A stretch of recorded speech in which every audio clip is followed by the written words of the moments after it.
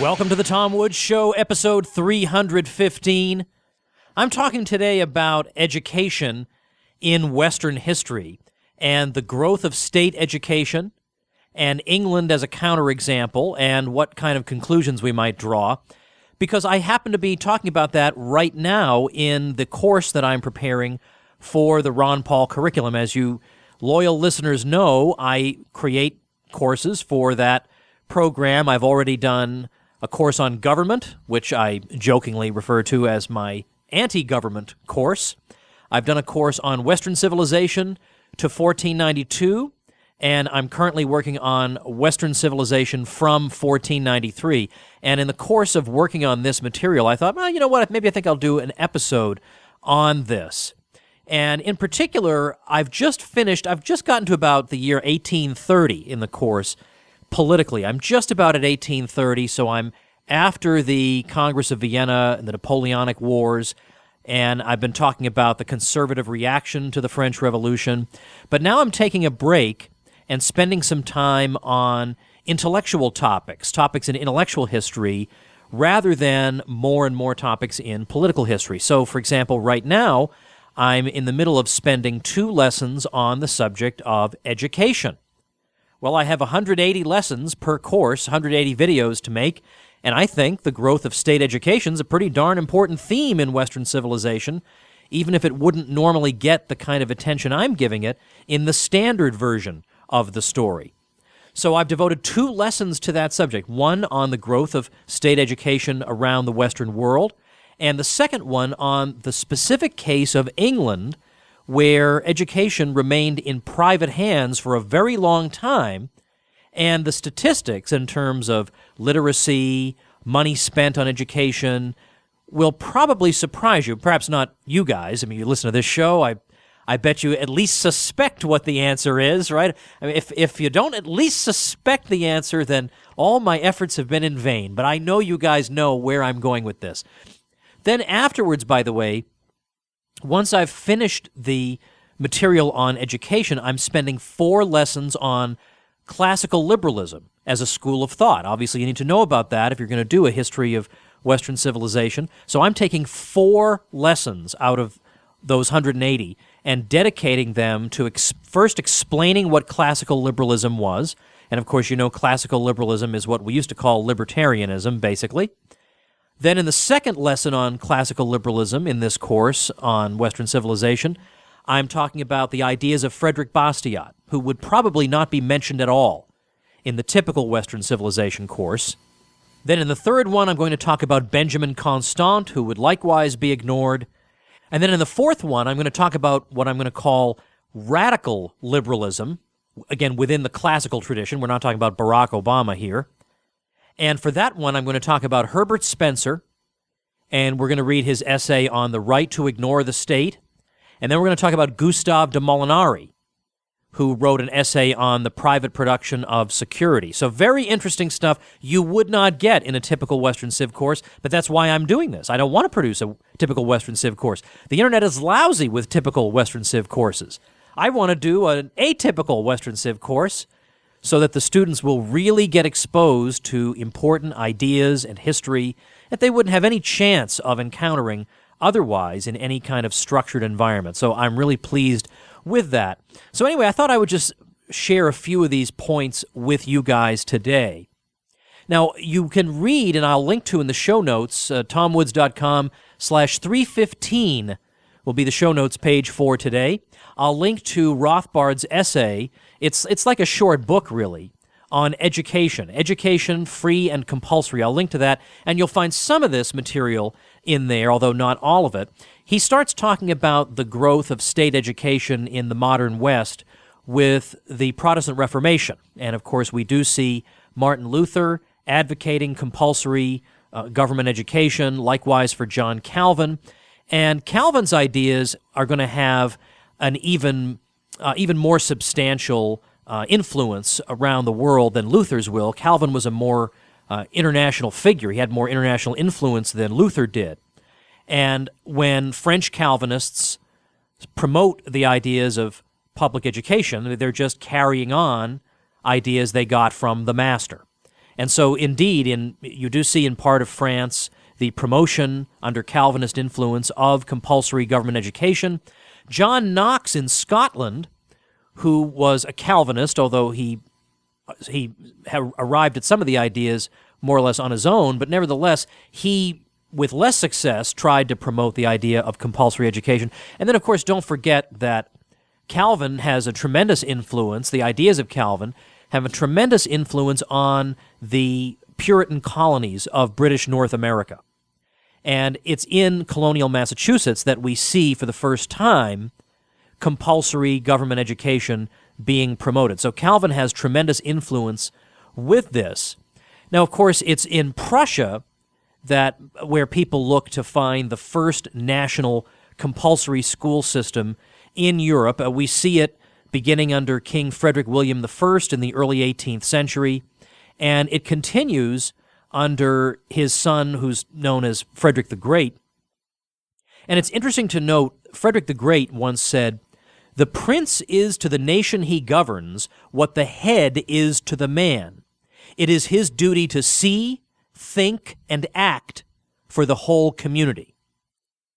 Now contemplate that for a minute when you think about what the motivation might have been for promoting compulsory government education in Prussia. Was it to encourage independent thought among the citizenry? Really? Is that what that attitude on the part of Frederick the Great sounds like? To the contrary, the idea was to get them all to think the same. Certainly not to encourage independent thought. That's the opposite of what the state system has always been about. It's always been about conformity, loyalty to the state, acceptance of the state's morality, acceptance of your rulers. That's what it was about. That's what it's always been about. And in fact, in France, during the French Revolution, there's an effort to try to get compulsory state education going, although without a lot of success, they just weren't able to make it stick. But under Napoleon, they were able to push forward with it more successfully. And of course, Napoleon wanted to use this system as a way of promoting the proper reverence for himself and the kind of respect that he, the emperor, deserved. So, as a matter of fact, let me read for you. You won't find this in the Rothbard little book I'm going to link you to. This is a catechism that Napoleon ordered to be used. It became obligatory in 1806. And it's a typical question and answer kind of catechism. And the relevant portion reads as follows. Question: what are the duties of Christians towards the princes who govern them? And what in particular are our duties toward Napoleon I, our emperor? Answer: Christians owe to the princes who govern them, and we in particular owe to Napoleon I, our emperor, love, respect, obedience, loyalty, military service, and the taxes ordered for the preservation and defense of the empire and his throne. We also owe him fervent prayers for his safety and for the spiritual and temporal prosperity of the state. Question: why are we bound in all these duties towards our emperor? Answer: first, because God, who creates empires and apportions them according to his will, by heaping gifts upon him, set him up as our sovereign, and made him agent of his, namely God's power, and his own image upon earth. Thus it is that to honor and serve our emperor is to honor and serve God himself. Secondly, because our Savior Jesus Christ taught us both by example and by precept what we owe to our sovereign. For he was born unto obedience to Caesar Augustus. He paid the prescribed taxes in the same breath that he said, "Render to God that which belongs to God, render to Caesar that which belongs to Caesar." Question: are there any special reasons why we should have a particular loyalty toward Napoleon I, our emperor? Answer: yes, there are. For God raised him up in difficult times to reestablish the public practice of the holy religion of our ancestors. That's a reference to the Concordat of 1801 that was reached with the Catholic Church after over a decade of turmoil with regard to the relationship between France and the church. And now back to the catechism. He restored and preserved public order by his deep and active wisdom. He defends the state by the strength of his arms. He has become the Lord's anointed by the consecration he received from the sovereign pontiff, the head of the Church universal. Question: what ought one to think of those who fail in their duty towards the emperor? Answer: according to the Apostle St. Paul, they are resisting the order established by God himself and making themselves worthy of eternal damnation. Well, I don't think that's particularly subtle. I think we can see what the purpose of that is. Now, in the wake of Napoleon, with occasional blips here and there was educational freedom more or less restored in France until the late 19th century. And by the end of the 19th century, you see compulsory education, state education, provided for all across Europe, everywhere, with the exception of Belgium. But Belgium wound up getting it by 1920, and that was that. Now, I want to turn... Now, by the way, if you were to read that Rothbard essay in particular, I mean, it really strongly suggests what the motivations behind these systems are. It's nationalism, it's loyalty to the regime, it's whatever. It is not, gosh, people really deserve the opportunity to read the great works of literature, or it sure is important for everyone to learn chemistry. That is not what the motivating factor appears to be in these cases. Now, I want to turn to the subject of England, because here, this is a place where education is going to be in private hands for a long time. And the key scholar you want to be aware of on this is a man named E.G. West. Now, we've referred to him a couple times. Those of you who are longtime listeners may actually remember when we've had James Tooley and Pauline Dixon on the show. They were both from the E.G. West Center at Newcastle University in England. Well, who was E.G. West? He was a scholar of education, and his primary work that you'll want to be familiar with is called Education and the State, written all the way back in 1965. And I want to summarize for you some of the points that he makes in that book. He shows that really throughout the 19th century, starting in 1800 and going for decades, you don't start to see government education in England in any real substantial form until about 1870, and even then it's only gradually being introduced. But schooling is going to depend almost completely on private funds. And yet you see a very substantial amount of schooling, and that's particularly noteworthy considering the fact that the Western world was still so poor in the 19th century that a great many children still had to work so that their families wouldn't starve. And so the fact that there is all this schooling is itself very impressive. There was, it's true, less education per child than today, but there was less everything per person than today because it's a poorer society. The relevant metric, it seems to me, is the question of the percentage of net national income that was spent on day schooling of children of all ages. And in 1833 in England, it was about 1% of net national income that was spent on the schooling of children. By 1920, long after schooling had become free and compulsory, free in quotation marks, of course, taxpayer funded, the proportion of net national income devoted to education had actually fallen to 0.7%. Under the government's influence, it had actually decreased. Now, there are a lot of statistics and there's a lot of evidence about how many people were being educated, how many opportunities were available, etc. But by 1870, when government officials looked around at the system around the country, they did not say, well, we're going to need to have a systematic approach with free government-supplied schools. What seems to have happened around 1870 was the conclusion that, well, we need to fill in the gaps. You know, there are some gaps in different parts of the country, and maybe that's the role of government, is just to fill in the gaps.